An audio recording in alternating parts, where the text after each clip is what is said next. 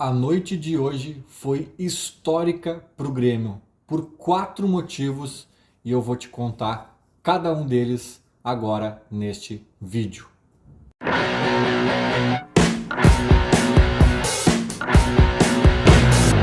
Fim de jogo no Couto Pereira, Grêmio 4, The Strongest 0. Uma vitória maiúscula, uma goleada do Grêmio na retomada do futebol para o clube. Gente, eu estava vendo esse jogo e pensando no quão histórico ele foi. A gente vai lembrar, a gente deve lembrar desse jogo por muitos e muitos anos, talvez para sempre.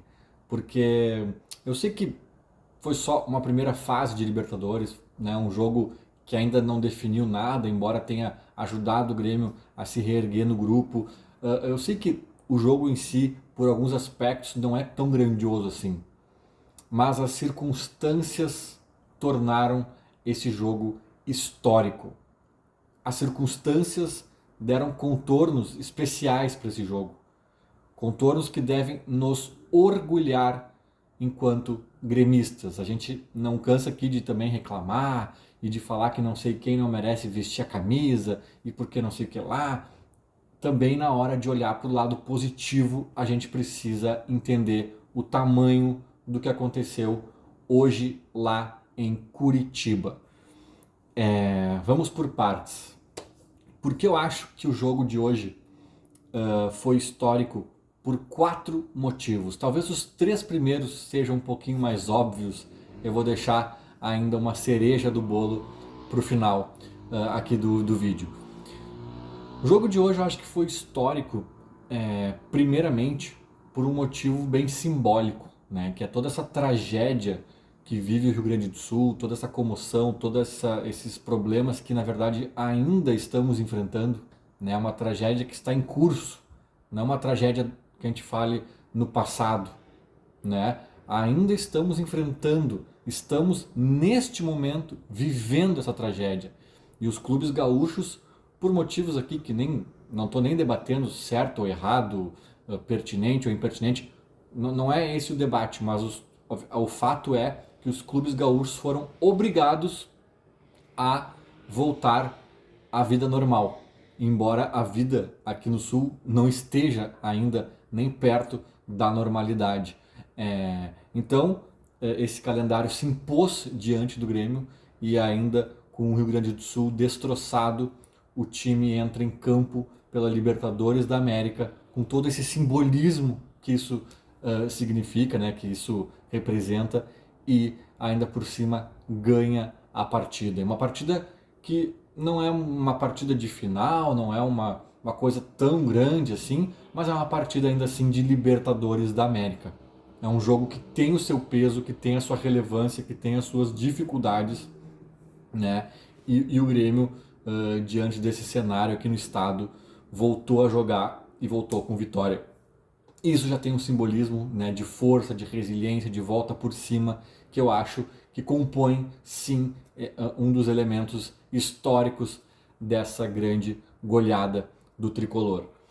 Qual é o segundo elemento que eu acho que também compõe esse jogo tão especial, né, para a história do tricolor? Os jogadores. Os jogadores. Cara, foi aquilo que eu falei um pouquinho agora há pouco, né? A gente reclama quando tem jogador preguiçoso, quando o cara é, como é que se diz? Enfim, displicente ou coisas do tipo. A gente não pode reclamar dos caras que entraram em campo hoje com a camisa do Grêmio. Com a camisa do Grêmio. Seja o mais craque deles, seja o menos qualificado deles, todos entenderam talvez o espírito do jogo, o espírito desse simbolismo, né, o tamanho de tudo que estava ali acontecendo, sem falar, óbvio, da própria questão do grupo da Libertadores, da importância da vitória e tudo mais.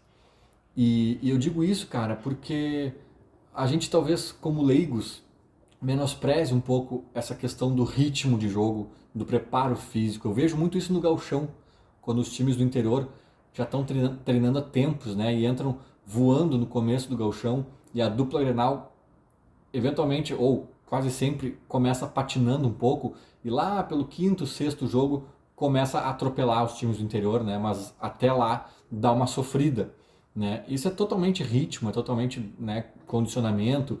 Uh, e o Grêmio praticamente teve umas férias fora de época, né? Foi um mês parado, é praticamente as férias dos times da Série A, né, no Brasil.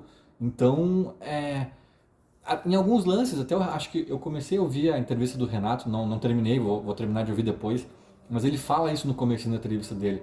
Tipo, cara, a gente via em alguns lances nitidamente a falta de ritmo, a falta de embocadura assim, dos jogadores. A gente via uns erros bobos e tal, então, claro que poderia ser pior. Eu até estava com medo que fosse pior. Né? Eu já vi ontem, embora o Inter tenha perdido daquela forma estranhíssima e engraçada, mas no jogo do Inter ontem eu já vi assim, cara, o ritmo até que não.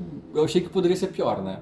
Lá no jogo do Inter eu já fiquei um pouco mais tranquilo e no jogo do Grêmio hoje também confirmou essa expectativa de que há uma defasagem sim de ritmo de jogo, mas talvez não seja tão gigantesca quanto se dá no início do ano, assim, sabe? Claro que daí talvez o preparo físico, isso é outra coisa. Talvez os times gaúchos vão começar a cansar um pouquinho mais na reta final dos jogos. E o Grêmio hoje, por exemplo, cansou muito.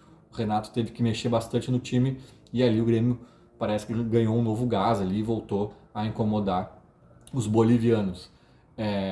Mas é isso, cara. Elogiar os jogadores, eu acho que eles entenderam o espírito, eles, dentro da limitação de ritmo e de tudo que eles estavam, porque eles estavam passando, assim, né? Eu acho que eles se entregaram, se doaram, se concentraram dentro do que o jogo exigia e foi bonito de ver. Porque a gente sempre fala que às vezes o Renato erra, o Renato acerta, a direção não contrata, deixa de contratar, a torcida, a imprensa. A gente pode fazer análise de tudo, mas tem hora que é com o jogador, que é dentro de campo, é ele que chuta, é ele que marca, é ele que corre, é ele que toma a decisão.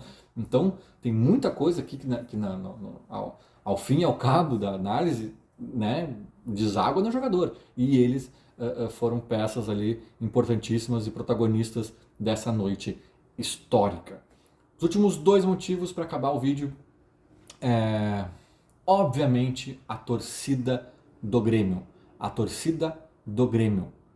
A gente ganhou esse jogo, a gente goleou neste jogo em um Couto Pereira copado.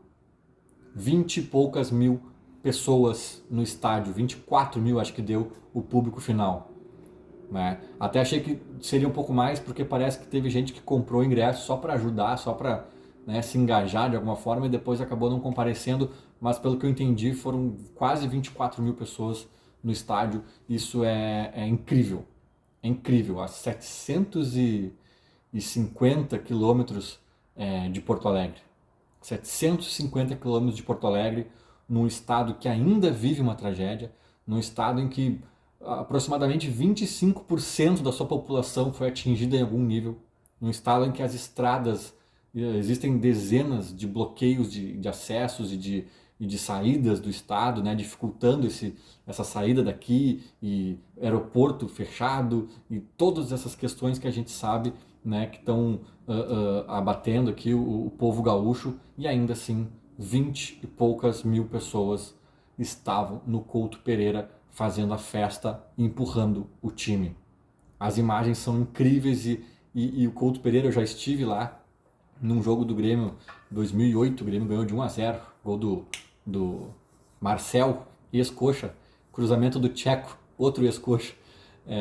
Couto Pereira, ele não é igual, tá?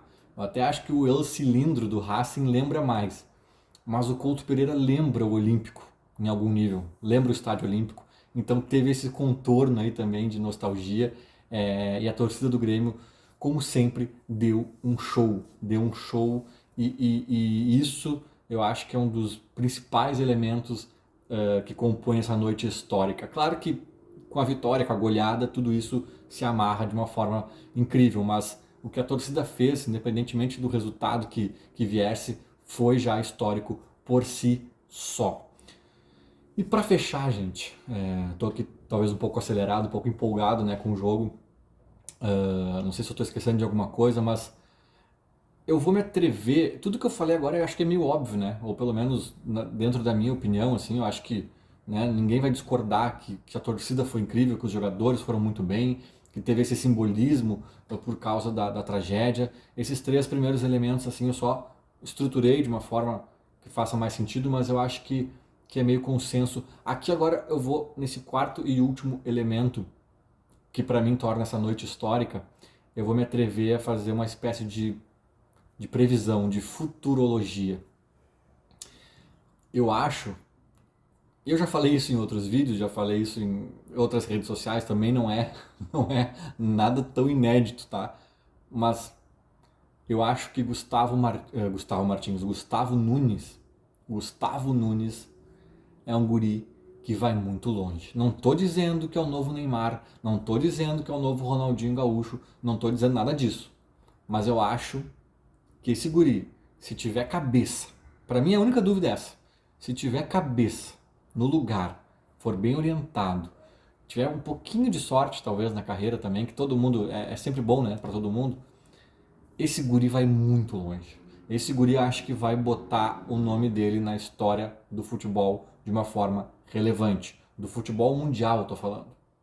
Europa, coisa grande, talvez seleção brasileira, né? Esse guri tem muito talento e ele é muito novinho ainda. Tem muita margem ainda para crescer, né? E o gol que ele fez hoje, o último gol, o quarto gol do Grêmio, foi um golaço. Foi um gol quase antológico, talvez. Ele pega a bola no campo do Grêmio, no campo de defesa do Grêmio, passeia pelos adversários, é puxado pela camisa, se nega a pedir uma falta, que seria até perigosa perto da área, avança mais um pouco e faz um golaço.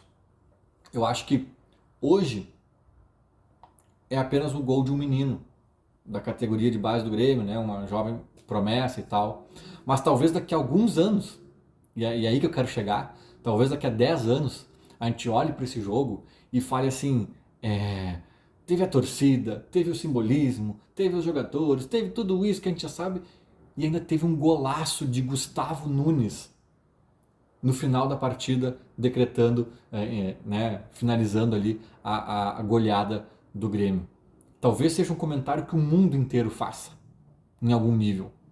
Ah, tá vendo esse grande Gustavo Nunes aí que todo mundo conhece hoje?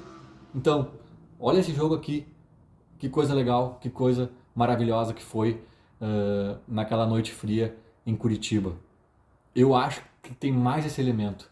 É capaz de esse jogo se tornar ainda mais histórico no futuro por conta de quem assinou essa última bucha da partida, né, esse último golaço da partida, decretando os 4-0 para o Grêmio. Não sei, posso estar empolgado aqui do momento, mas foi assim que eu vi todo esse combo aí, todos esses elementos que compuseram aí o jogo de hoje na Libertadores. A gente está muito vivo, depende só da gente, né? Poderia ser um pouquinho melhor se o Huachipato não tivesse feito um gol da vitória lá em La Plata contra o Estudiantes no último segundo de jogo, né? A gente poderia estar muito tranquilo para carimbar aí uma classificação, mas o caminho ainda é bem plausível. O caminho ainda, a gente pode empatar lá no Chile contra os huachipatenses e depois ganhar no Couto Pereira de um Estudiantes já eliminado, ou se ganhar lá do próprio Huachipato, o Grêmio já se classifica. Então só não pode perder lá no Chile. Todo o resto a gente está dentro, a gente está na briga, e se a gente jogar com essa pegada, com essa gana, com essa concentração, cara, eu acho que vai dar, eu acho que estaremos sim nas oitavas de final e talvez até passando em primeiro do grupo. Vamos acompanhar. Feito? Era mais ou menos isso. Falou, abraço.